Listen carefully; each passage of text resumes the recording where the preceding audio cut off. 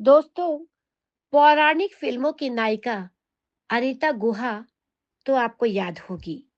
अनीता गुहा अभिनेत्री थी। उन्हें संतोषी माता फिल्म से शोहरत मिली। उनका जन्म 17 जनवरी 1932 को एक कायस्थ परिवार में हुआ था। फिल्म इंडस्ट्री में एक दौर था जब देवी देवताओं पर आधारित फिल्में खूब बना करती थी। रामायण और महाभारत के अलावा भी कई देवी देवताओं पर फिल्में बनी। 70 के दशक में ये फिल्में काफी हिट भी हुआ करती थी। इन्हीं में से 1975 में एक फिल्म आई थी, जय संतोषी माँ। इस फिल्म में संतोषी माँ का किरदार एक्ट्रेस अनीता गुहा ने निभाया था। अनीता का फिल्म में सिर्फ 15-20 मिनट का ही रोल था।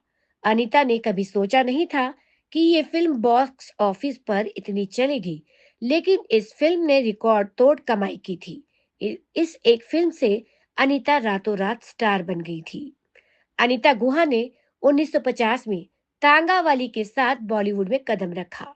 1959 में गूंज उठी शहनाई के लिए उनको फिल्म फेयर अवार्ड से बेस्ट सपोर्टिंग एक्ट्रेस के लिए नामांकित भी किया गया। इसके बाद उन्होंने कई पौराणिक कहानियों पर आधारित फिल्मों में काम भी किया।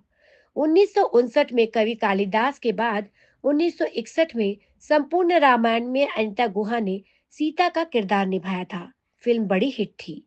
इसके बाद 1965 में श्री राम भरत मिलाप और 1971 में तुलसी विवाह में उन्होंने दोबारा सीता का किरदार निभाया।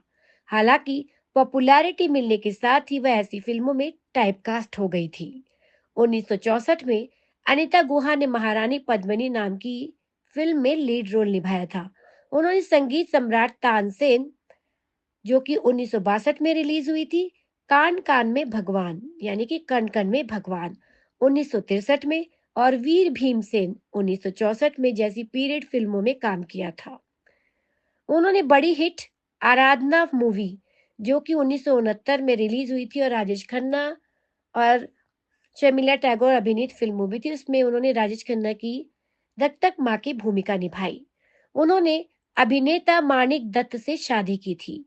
उन्हें कोई संतान नहीं थी। उन्होंने बाद में एक बच्ची को गोद लिया। अपने पति की मृत्यु के बाद वह मुंबई में अकेली रहती थी, जहां 20 जून 2007 को हृदय गति के रुक जाने से उनकी मृत्यु हो गई।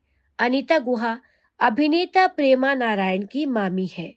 प्रेमा उनकी बहन अनुराधा गुहा की बेटी है। अनीता गुहा का चेहरा संतोषी माँ के रोल के रूप में, उनका चेहरा अब भी हमारी आंखों के सामने घूमता है।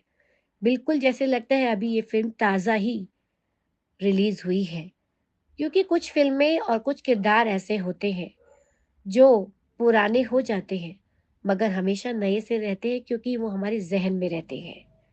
तो बॉलीवुड में आज के लिए इतना ही। हम फिर मिलेंगे जल्दी ही बॉलीवुड की कोई अन्य दिलचस्प कहानी या किस्सा लेकर। तब तक के लिए नमस्कार।